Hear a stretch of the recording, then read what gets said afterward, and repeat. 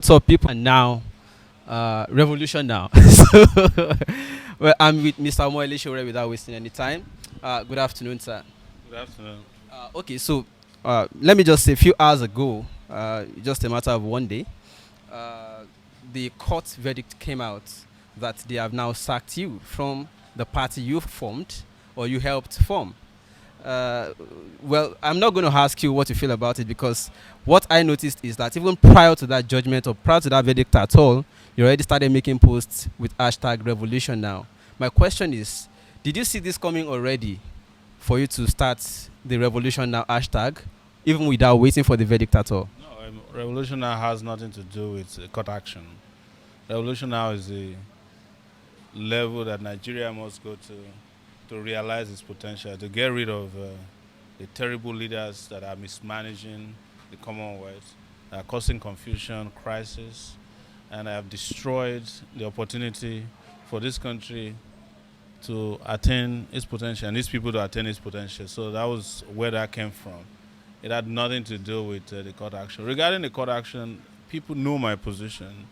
I've always believed that, you know, the Nigerian system, institutions in Nigeria are in the hands of oppressors, and that anybody can buy a judgment in the black market if you have the right amount of money and connection. So I wasn't expecting anything different. In fact, I told the lawyer that I really commend his efforts. But I knew that going by the body language of the judge, because the judge needed not to have given an injunction against us. There was no basis for it. What the judge should have done is to ask us to come and defend the allegations before the judge. But they gave an injunction. Even when the injunction expired, the judge did not make any pronouncement. It was supposed to only last for 14 days. The judge said on the first day of the injunction he granted that he's giving us only 7 days to respond. Knowing fully well that I wasn't in time, I left Nigeria on May 12th. The case was instituted on May 14th. And when I heard about it, we immediately briefed a lawyer. When the lawyer got to court, the judge was shocked that we could respond. In fact, the judge did not allow us to obtain a copy of the certified true copy of his own ruling, claiming that our lawyers had not defined their interest in the case. So it was all pre-planned, and I knew it. I've faced this kind of, injustice a lot in life since I was in my 20s, when I was a University of Lagos student activist. We'll be expelled, we'll go to judges' courts. The judges will tell us a different story. So until we take political action and get back on campus and force the authorities to readmit us, the law courts never support social movements. The law court works for the oppressor in Nigeria, and that's why I wasn't expecting much. But the revolution now, hashtag or process, is to prepare young Nigerians or Nigerians of goodwill to start thinking ahead of time that what we eventually solve the Nigerian conundrum is not newspaper releases, seminars, not even elections anymore as I see it. It has to be something far more grievous in terms of organizing. Well, to say that you did not expect anything positive or different from the court is to say that your mind was already prepared as somebody who had been an activist for over 2 or 3 decades now. But you went into the election 2019. Were you expecting something different from electoral process if you were not expecting anything different from the judiciary? The election process was a different one. People can vote. Not everybody works for government. I was actually hoping young people will use that electoral process to declare their divorce from the oppressive Nigerian state and the operators. But that flip did not happen. On another level, it was to also let people know that there are limits to how much expectation you can have about these processes that are being controlled by them.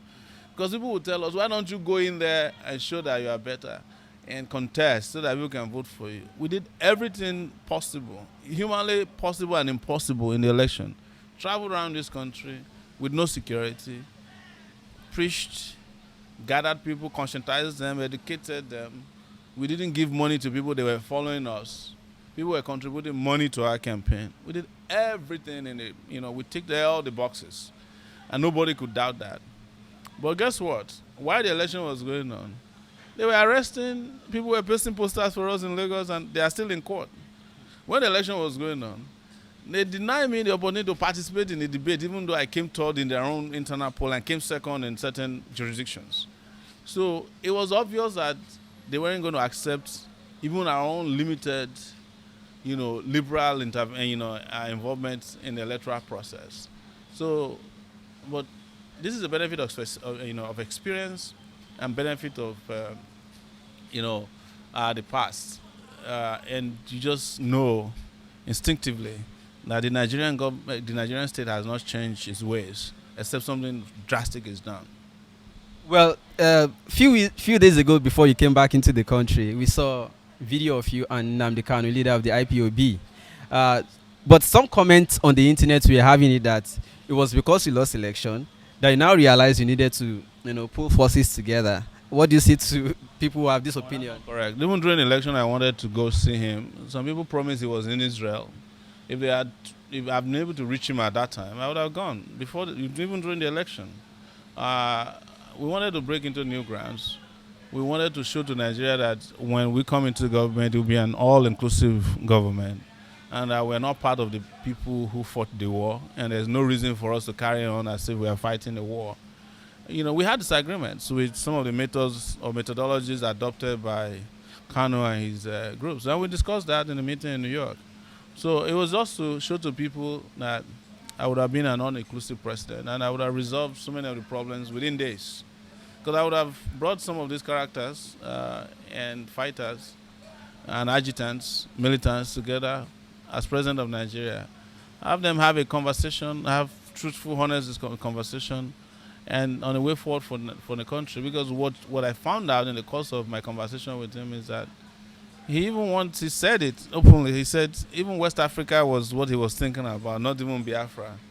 Because I told him, I said, look, if you get your Biafra today and the rest of Nigeria and Africa is in turmoil and there's poverty, you have to work very hard to defend that your, prosperous Biafra against all the hungry people surrounding you, pack of wolves. So he agreed with me. I'm a Pan-Africanist. Even the continent of Africa is not big enough for me. Yes. All right, so we don't have to start exploring what went on privately in your conversation with Nnamdi Kanu. I'll discuss it, but it's not the time for it yet because we're having continuous interactions. Well, Nnamdi Kanu's group had been, declared a terrorist or had been banned for being declared terrorist organization. Now that you're identifying with Nnamdi Kanu to do some things together, would you also be, arguing for taking up of some harm, no matter how minimal it is, to confront or to challenge some things? That's number one. And number two, part of that question is, if they cannot get Kanu because he's maybe now in exile, if he likes to be addressed as somebody in exile right now, are you not thinking about being taken as substitutes now that I've identified with Kanu? Anytime they're ready, I'm available. I am not afraid of anyone. I have said it repeatedly, but if it would take one more life to help Nigerians wake up, my life is available to be sacrificed. And I mean it. That's why after meeting with Kanu, I was told not to travel to Nigeria, that they will arrest me at the airport. They have my name at the airport. They say, when they're ready. The fact is that the number one terrorist group in Nigeria is the Nigerian government. They are the ones terrorizing the people. They are the ones killing them. They are the ones shirking in their responsibilities. If Nnamdi Kanu were to be a terrorist, America would not have allowed him to be traveling freely in America, travel to Canada. That tells you that these guys are a joke. But the people that are supposed to be declared terrorists, they are not declared terrorists. I've never seen Nnamdi Kanu use arms before. And I don't believe in violence. And he has said it repeatedly that he doesn't believe in violence either. But on the issue of violence, it is not going to be the determination of the Nnamdi Kanus and myself of this world. When it gets to a point that people can no longer take this rubbish anymore, they will determine how to fight their way out of the misery. And nobody can determine that. Nobody can choose it for them. In fact, it's the government that will determine how people fight back. Because you see the Shiites already, they were a non-violent group. Now they are starting to get emboldened. And one of their leaders in Lagos said the other day that if they want to buy guns, they have 2.8 million people. If they donate just one naira, they have 2.8 million naira. And with that, you can buy a few AK-47s that can help you take over the National Assembly. You know, so it's not for us to hear be theorizing about, or if we end up in armed struggle or not. I don't know how it will end up. It's going to be determined by the people who have been oppressed. When they can no longer carry the weight of the oppression, they will find a way to reject it by any means necessary. Well, if you are going to go into force with somebody in the southeast, there are questions also as to, do you have people in the north who want to join forces with you for this revolution to be national? There are oppressed people all over the country, and when I traveled as during the election, I met them in the north. I met them in Zamfara. I'm sure there are people in Zamfara who wish to have a better country. People in Kaduna, Kano.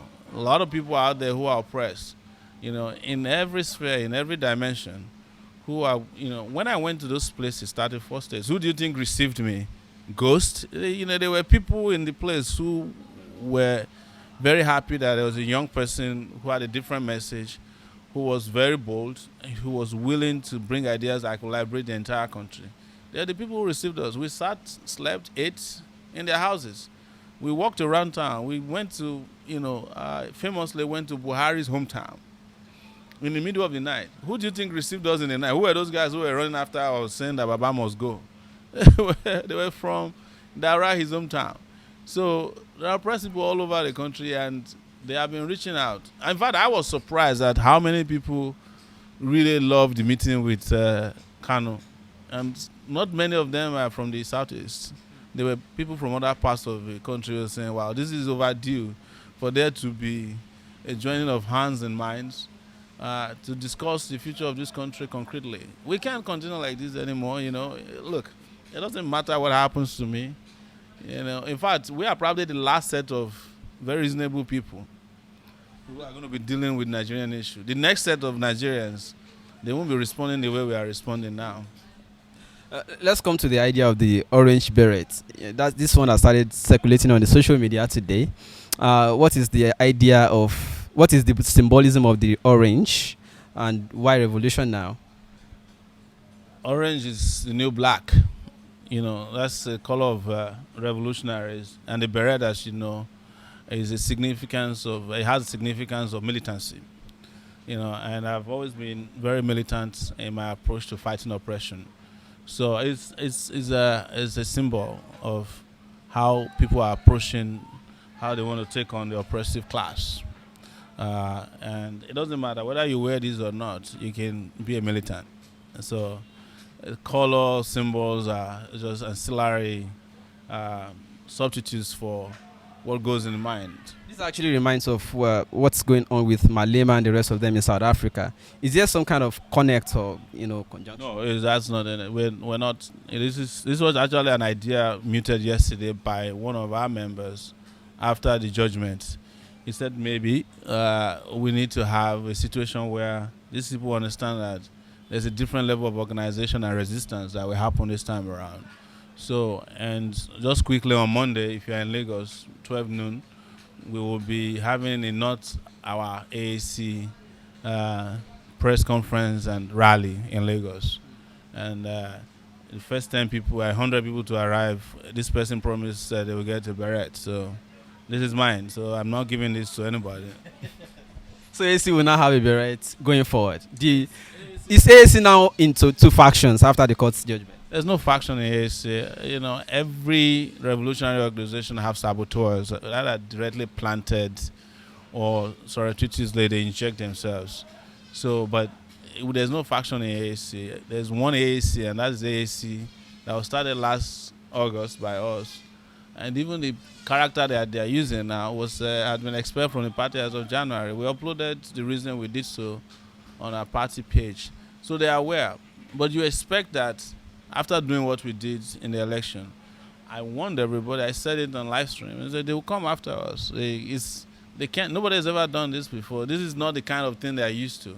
And they don't want us to infect other people who are complacent. So when they see that, look at this Sowore, he just came from nowhere. Within 1 year, campaign around Nigeria is confronting ministers, traditional institutions, is confronting, all of the institutions of oppression in the country and demystifying them. They don't like that. And I knew right from the day we started that if we get away with, needling the system and fighting the system and exposing the system as much as we did, the next thing will be to go after our party, go after our reputation, and also go after our lives. Yes, they will. They will.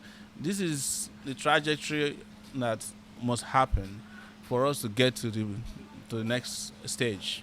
All right, lastly, I'm going to ask about the recent crisis, especially with so-called herdsmen. Maybe I should make it two in one. The Shite crisis, what is your position to it? Then the herdsmen terrorism, as they want to call it now, because they say it's no longer a clash between you. It cannot be a clash if you met me on my farm peacefully and you decide to kill me or do so. So, herdsmen crisis and the recent killing as of yesterday of daughter of fashionality of Afenifere. So you mentioned Shiites. I've always identified with the Shiites because I'm opposed to oppression. 300 of their members were killed in an unprovoked military attack in Zaria that led, and those guys were secretly buried by the Nigerian government. And then their leaders were shot at, arrested, and kept incommunicado. Even when court rulings are being given to free them, they refuse. So these guys are going all out to fight. As a matter of fact, I wish that all Nigerians are like the Shiites. They have their kind of courage. And by now, this nonsense would have been over. There would have been a revolution last week if 1 million Nigerians attacked the National Assembly in a peaceful protest, they will take it over. And that's one symbol of authority, that the moment you take it over, you serve a notice to those in power. So that is the way we must understand what is going on with the Shiites.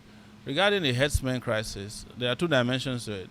The herdsmen who are going from farm to farm, killing people so that they could feed their cattle.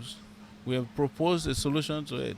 If I had become president by now, we have started implementing the solution, which is commercial ranching, which will prohibit herdsmen from going into farms, but have like hydroponics, commercial places where they even pay some money, use the place, use the grass, get treatment for their cattle, send their children to school there if they want to.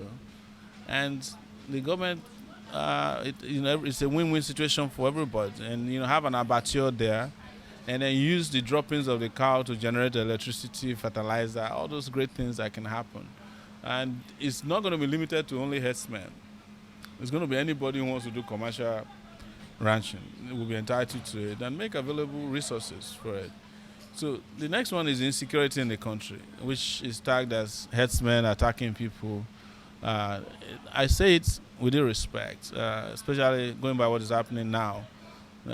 The word herdsmen is now the new generic name for unknown gunmen, But it's the metaphor for how people are upset with the Buhari regime, So everything is ascribed to herdsmen.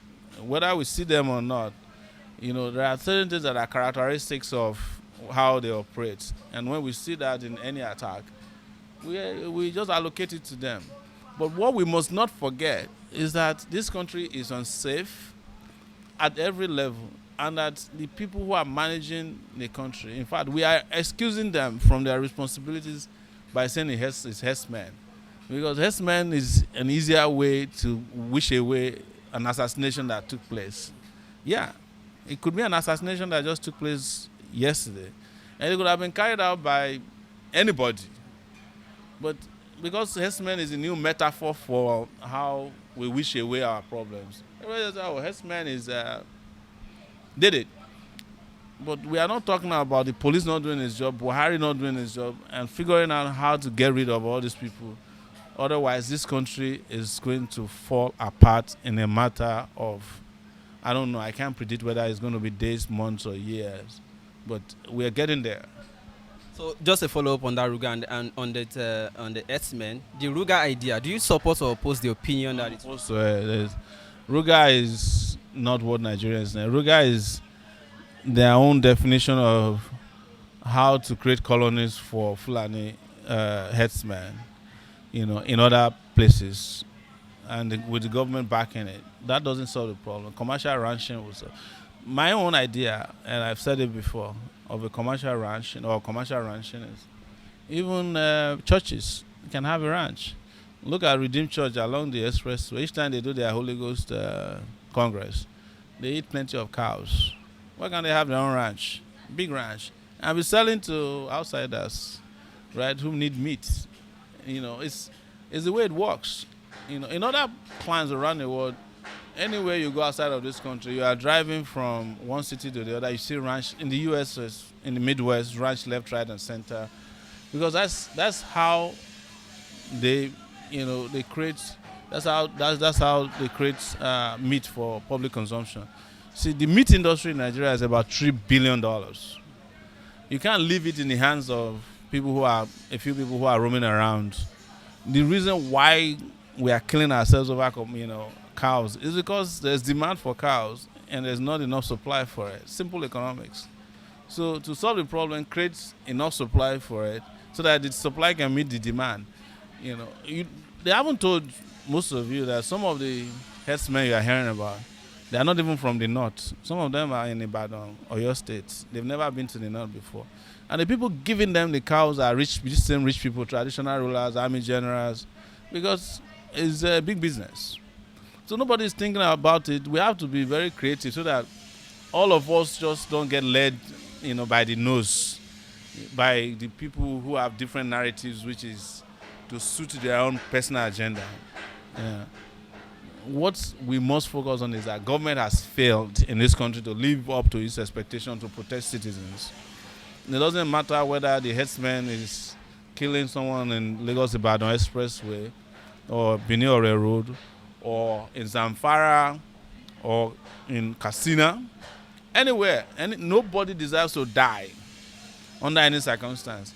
And the only person that can protect citizens, that is licensed to protect citizens, armed